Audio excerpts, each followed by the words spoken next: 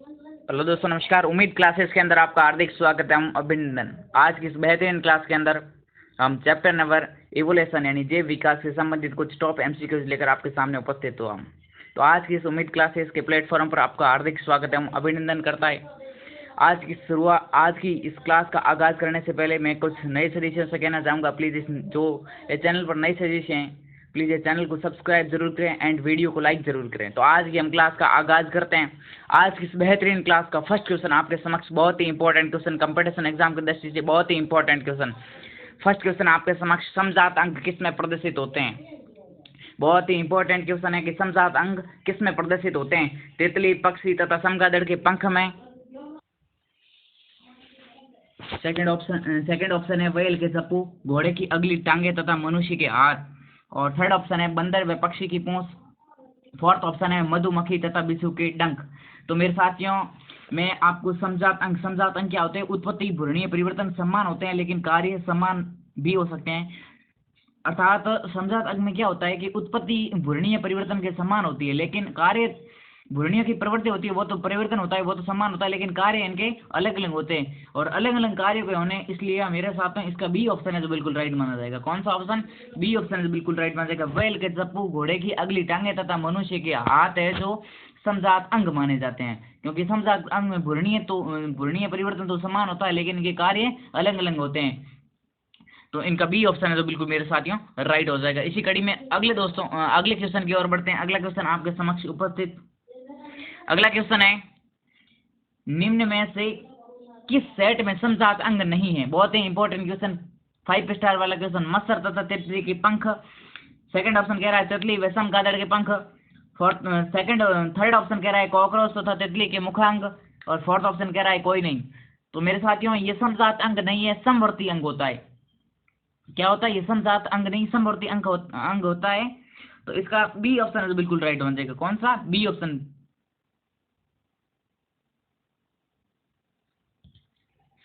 तो मेरे साथियों, इसका बी ऑप्शन है अर्थात राइट माना जाएगा। कौन सा ऑप्शन? B option. तितली व चमगादड़ के पंख होते हैं वो समजात अंग नहीं, समवर्ती अंग होते हैं। कौन सा ऑप्शन? बी ऑप्शन, जो बिल्कुल राइट माना जाएगा। इसी कड़ी में अगले बेहतरीन क्वेश्चन की ओर बढ़ते हैं। अगला बेहतरीन क्वेश्चन आपके सामने उपस्थित।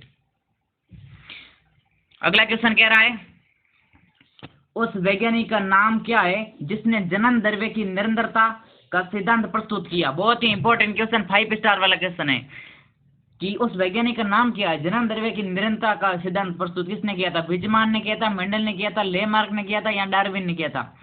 तो मेरे साथ यहाँ जो राइट आंसर होने वाला है वो है, अब बात करते हैं जीवों की। प्रत्येक कोशिका के अंदर 2 प्रकार का द्रव्य देखने को मिलता है। अब प्रत्येक कोशिका के अंदर कितने प्रकार का द्रव्य? कौन सा द्रव्य? कोशिका के अंदर 2 प्रकार का द्रव्य को देखने को मिलता है, एकाइक और एक जननिक। एक होता है कायिक और एक होता है जननिक। कौन सा? एक कायिक और एक जननिक। अब जननिक होता है वो उत्परिवर्तन के बाद आगामी पीढ़ी में वंशानुगत बढ़ जाता है, आगामी पीढ़ी में वंशानुगत बढ़ जाता है और इसी का ही सिद्धांत है। जननिक उत्परिवर्तन के बाद आगामी पीढ़ी में वंशानुगत हो जाता है, उसके बाद इसी का सिद्धांत दिया गया। अर्थात ये सिद्धांत किसने दिया था? वीजमान ने दिया था। किसने? वीजमान ने दिया था। जननी का आगामी पीढ़ी में वंशागत होना सिद्धांत वीजमान ने दिया था। तो इसका ए ऑप्शन जो मेरे दोस्तों राइट हो जाएगा। इसी कड़ी में अगले बेहतरीन क्वेश्चन के बढ़ते हैं। अगला के बेहतरीन क्वेश्चन आपके सामने उपस्थित। डार्विन ने जातियों की उत्पत्ति की व्याख्या किस प्रकार की। बहुत ही इंपॉर्टेंट क्वेश्चन की डार्विन ने उत्पत्ति की व्याख्या किस प्रकार की? संकरण के आधार पर की, उत्परिवर्तन के आधार पर की, उपार्जित लक्षण के आधार पर की या प्राकृतिक चयन के आधार पर की। तो मेरे साथियों, डार्विन यानी चार्ल्स डार्विन ने प्राकृतिक चयन का सिद्धांत दिया था। किसका? प्राकृतिक चयन का सिद्धांत दिया था। उसमें बताया था कि जो जीव वातावरण की बदलती हुई परिस्थितियों के, उसमें ये भी बताया कि जीवों की जातियों की उत्पत्ति की प्राकृतिक चयन के आधार पर किया था। अर्थात उसने ये भी बताया था कि जो जीव वातावरण की बदलती हुई परिस्थितियों के आधार पर अपने आप को बदल लेता है वह सक्षम होता है, और वह जो नहीं कर पाता वो विलुप्त हो जाता है। अपने आप की परिस्थितियों के अंदर वातावरण की अपने को बदल जाता है, वो तो होता है सक्षम। अगर वो अपने वातावरण की परिस्थिति के अनुसार अपने खुद को नहीं बदल पाता है तो वो असक्षम होता है, अर्थात वह जमीन से विलुप्त हो जाता है। अर्थात एग्जाम्पल की बात करें तो डायनासोर जो पहले उपस्थित थे लेकिन आज की आधुनिक युग में वो उपस्थित नहीं है। इसी कड़ी में इसका डी ऑप्शन हो जाएगा। इसी कड़ी में अगले बेहतरीन क्वेश्चन की ओर बढ़ते हैं। अगला बेहतरीन क्वेश्चन आपके सामने उपस्थित, लेमार्कवाद का मूल आधार क्या था? बहुत ही इंपॉर्टेंट क्वेश्चन, 5 स्टार वाला क्वेश्चन है। उपार्जित लक्षण की वंशागति, योग्यतम की उत्तरजीविता, प्राकृतिक वर्ण या भिन्नताएं। तो मेरे साथियों इसमें ये कह रहा है लेमार्क का मूल आधार क्या था? उपार्जित लक्षणों की वंशागति, अर्थात ए ऑप्शन जो बिल्कुल राइट माना जाएगा। अब बात करते हैं ए ऑप्शन क्यों राइट माना जाएगा। अब उपार्जित लक्षणों की वंशागति को समझते हैं। इसका मतलब क्या है? लेमार्क ने बताया था कि जो जीव वातावरण के अनुसार जो लक्षण ग्रहण करता है, अर्थात जो जीव वातावरण के अनुसार, वातावरणीय परिस्थिति में के अनुसार जो लक्षण ग्रहण करता है, वह लक्षण आगामी पीढ़ी में वंशानुगत हो जाता है। आगामी पीढ़ी में वंशानुगत हो जाता है। जैसे एग्जाम्पल की बात करें तो जिराफ।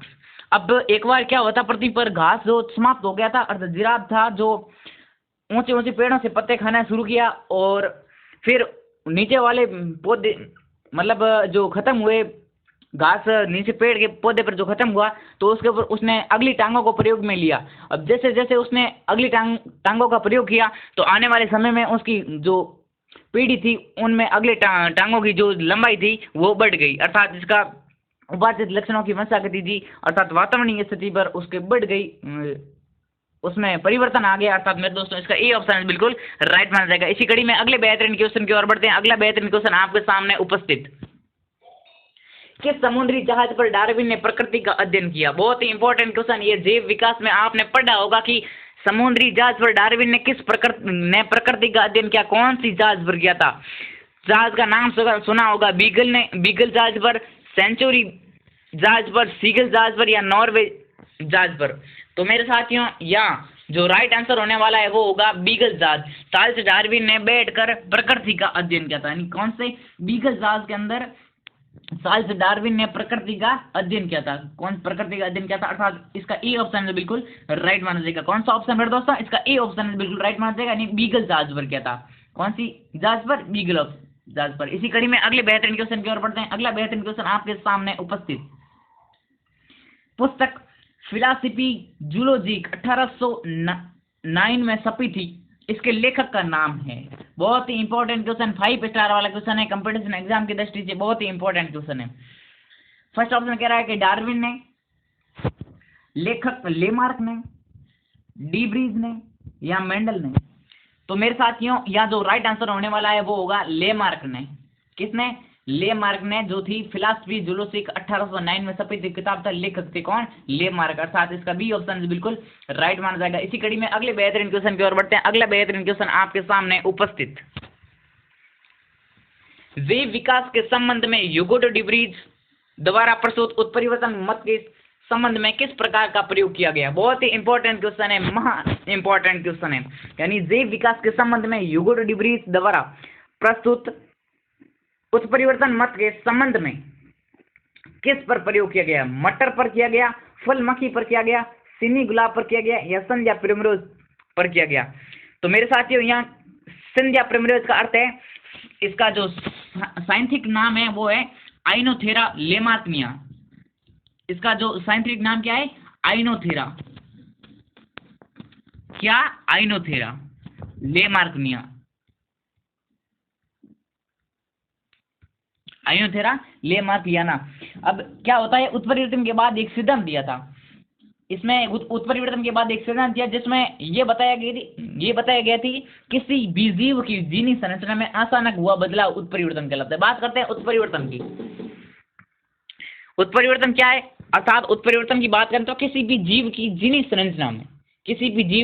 संरचना में अचानक हुआ बदलाव उत्परिवर्तन कहलाता है। और उत्परिवर्तन के मंत्र में संबंध की किस प्रयोग पर किया गया? अर्थात इसका जो राइट आंसर होने वाला है वो डी ऑप्शन हो गया, संध्या प्रिमरोज यानी आइनोथेरा लेमार्कियाना, जो उत्परिवर्तन का सिद्धांत देता है। अब बात करते हैं उत्परिवर्तन क्या है? किसी जीव में जीने की संरचना के अचानक हुआ बदलाव उत्परिवर्तन कहलाता है। और उत्परिवर्तन के संबंध में जो सिद्धांत देने वाला वैज्ञानिक था वो था संध्या प्रिमरोज।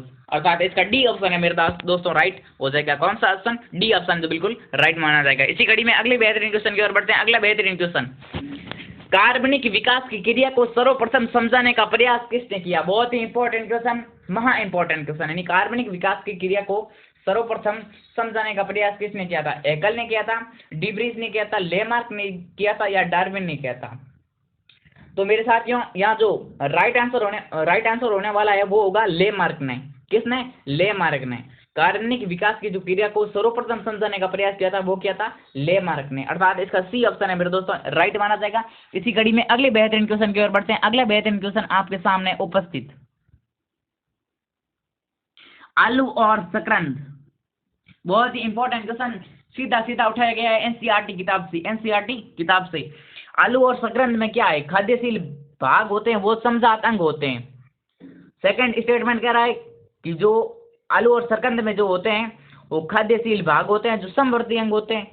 और थर्ड स्टेटमेंट कह रहा है वो है किसी एक ही बाहरी स्थान से भारत में प्रविष्ट कराए गए हैं।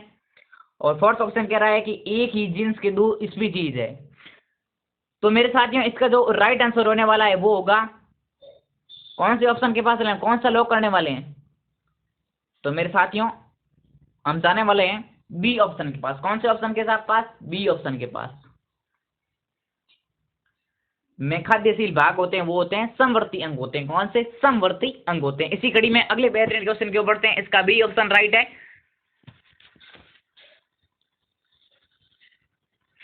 निम्नलिखित में से समजात अंग कौन से हैं? बहुत ही इंपॉर्टेंट क्वेश्चन है कि निम्नलिखित में से समजात अंग कौन से हैं? मनुष्य, बंदर तथा कंगारू के हाथ और हाथी की सूंड। सेकंड ऑप्शन कीट, पक्षी तथा चमगादड़ के पंख। टिड्डा, घोड़ा तथा चमगादड़ के पैर। तिलसट्टा, मच्छर तथा मधुमक्खी के मुख भाग। यानी समजात अंग कौन से हैं? समजात अंग की बात कर रहा है।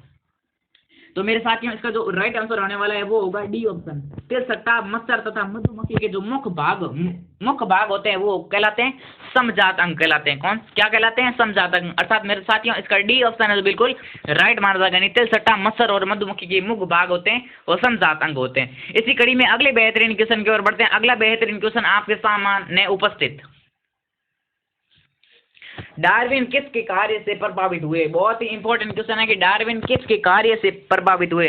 माल्थस के कार्य से प्रभावित हुए, वॉलेस के या लियल यहाँ पढ़ेंगे, इसको लॉयल पढ़ेंगे तो ठीक रहेगा। क्या पढ़ेंगे? लॉयल। और डी ऑप्शन कह रहा है ये सभी।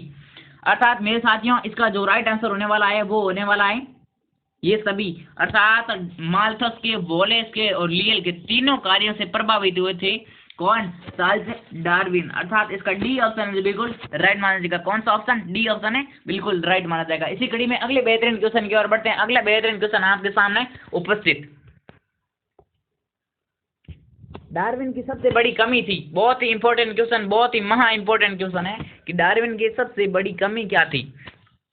जीवन संघर्ष की व्याख्या न होना, योग्यतम के कारणों की व्याख्या न होना, भिन्नताओं के कारणों की व्याख्या न होना, या संतोक्ति की प्रचुर मात्रा की व्याख्या न होना। तो मेरे साथियों इसका जो राइट आंसर होने वाला है वो होने वाला है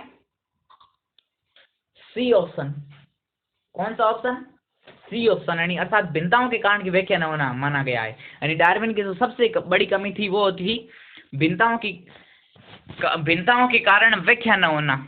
डार्विन की सबसे बड़ी कमी मानी थी। अर्थात सी ऑप्शन है इसका राइट माना जाएगा। इसी कड़ी में अगले बेहतरीन क्वेश्चन की ओर बढ़ते हैं। अगला बेहतरीन क्वेश्चन आपके सामने उपस्थित,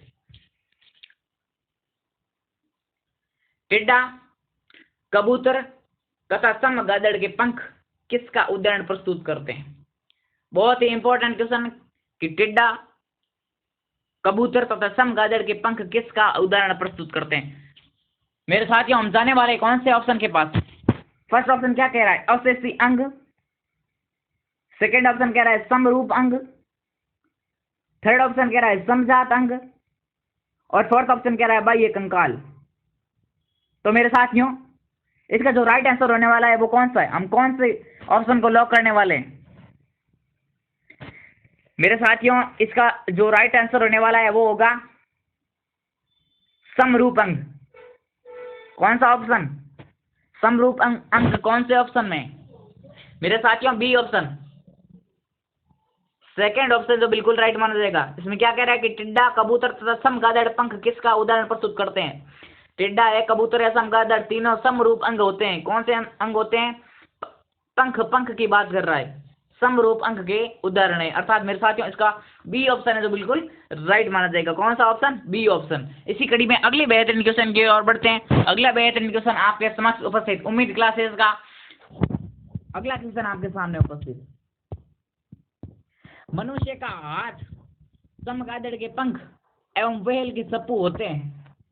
मनुष्य का हाथ, चमगादड़ के पंख एवं व्हेल के सप्पू होते हैं। समवर्ती अंग होते हैं, अवशेषी अंग होते हैं, समजात अंग होते हैं या उदकाशीय अंग होते हैं। तो मेरे साथियों इसका जो राइट आंसर होने वाला है वो होगा कौन सा? कौन से ऑप्शन के पास जाने वाले हम? तो मेरे साथियों हम जाने वाले हैं कौन से ऑप्शन के पास? तो मेरे साथियों इसका जो राइट आंसर होने वाला है वो होगा सी ऑप्शन, समजात अंग। कौन सा ऑप्शन? समजात अंग। अर्थात मेरे साथियों इसका सी ऑप्शन जो बिल्कुल राइट माना जाएगा। इसी कड़ी में अगली बेहतरीन क्वेश्चन की ओर बढ़ते हैं। अगला बेहतरीन क्वेश्चन आपके समक्ष उपस्थित। समजात अंग होते हैं उत्पत्ति एवं संरचना दोनों असमान, उत्पत्ति असमान परंतु कार्य समान, उत्पत्ति समान परंतु कार्य समान अथवा असमान। फोर्थ ऑप्शन कह रहा है कि उत्पत्ति समान परंतु कार्य असमान। तो मेरे साथियों इसका जो राइट आंसर होने वाला है वो होगा कौन से ऑप्शन के पास जाने वाले हैं मेरे साथियों? हम जाने वाले हैं सी ऑप्शन के पास। कौन सी ऑप्शन के पास? सी ऑप्शन के पास आने वाले हैं। अर्थात उत्पत्ति समान होगी परंतु कार्य समान हो भी सकता है, अर्थात असमान भी हो सकता है। तो मेरे साथियों सी ऑप्शन जो बिल्कुल राइट माना जाएगा, जिसके अंदर उत्पत्ति तो समान है परंतु कार्य समान भी हो सकता है, असमान भी हो सकता है। तो इसका सी ऑप्शन है जो बिल्कुल राइट माना जाएगा। इसी कड़ी में अगले बेहतरीन क्वेश्चन की ओर बढ़ते हैं। निम्न में से मानव का कौन सा पूर्व चित्रकार था वह हथियार बनाता था? बहुत ही इंपॉर्टेंट क्वेश्चन कि निम्न में से कौन सा पूर्व चित्रकार था तथा हथियार बनाता था? निएंडरथल मानव, क्रोमेगनन मानव, जावा मानव या पेकिंग मानव। तो मेरे साथियों इसका जो राइट आंसर होने वाला है वो कौन सा होने वाला है? इसका जो राइट आंसर होने वाला है वो होगा क्रोमेगनन मानव। कौन सा? बी ऑप्शन है जो बिल्कुल राइट माना जाएगा। क्रोमेगनन जो मानव का पूर्वज था वो चित्रकार था तथा हथियार बनाता था। अर्थात इसका बी ऑप्शन है जो बिल्कुल राइट माना जाएगा। इसी कड़ी में अगले बेहतरीन क्वेश्चन की ओर बढ़ते हैं। मनुष्य का निकटतम पूर्वज है निएंडरथल मानव, होमो हेबिलिस, कॉम्बेकॉन मानव, ऑस्ट्रेलोपिथेकस। मनुष्य का निकटतम पूर्वज पूछ रहा है, तो मेरे साथियों निकटतम पूछ रहा है वो होगा क्रोमेगनन मानव। सी ऑप्शन है बिल्कुल राइट माना जाएगा। क्रोमेगनन मानव है जो राइट माना जाएगा। सी ऑप्शन है बिल्कुल राइट माना जाएगा। इसी कड़ी में अगले बेहतरीन क्वेश्चन की ओर बढ़ते हैं। मनुष्य का पूर्वज जो सबसे पहले सीधा खड़ा हुआ था। बहुत ही इंपॉर्टेंट क्वेश्चन, महा इंपॉर्टेंट क्वेश्चन। मनुष्य का पूर्वज जो सबसे पहले रीढ़ की हड्डी से सीधा खड़ा हुआ था। ऑस्ट्रेलोपिथेकस, क्रोमेगनन मानव, जावा मानव, पेकिंग मानव। तो मेरे साथियों इसका जो राइट आंसर होने वाला है वो होगा ए ऑप्शन। कौन सा ऑप्शन? हम जाने वाले मेरे साथियों ए ऑप्शन के पास। ऑस्ट्रेलोपिथेकस है जो बिल्कुल राइट माना जाएगा। इसी कड़ी में अगले बेहतरीन क्वेश्चन की ओर बढ़ते हैं। तो आज की हम क्लास का समापन करते हैं। अंतिम क्वेश्चन का सॉल्यूशन करने के बाद आज का सॉल्यूशन खत्म हुआ। मैं उम्मीद क्लासेस की तरफ से आशा और उम्मीद करता हूं कि ये वीडियो आपको बहुत ही पसंद आया होगा। अगर ये वीडियो आपको पसंद आया तो वीडियो को लाइक ज़रूर करें एंड नए से चैनल को सब्सक्राइब ज़रूर करें एंड आगे से आगे शेयर ज़रूर करें। धन्यवाद।